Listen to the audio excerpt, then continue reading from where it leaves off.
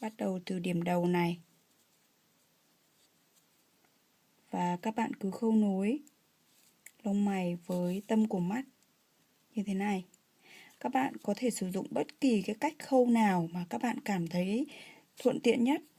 Ở đây chúng ta cũng không có một cái quy luật nào cả, tại vì đây nó chỉ là hình thức để các bạn nối các cái bộ phận lại với nhau thôi.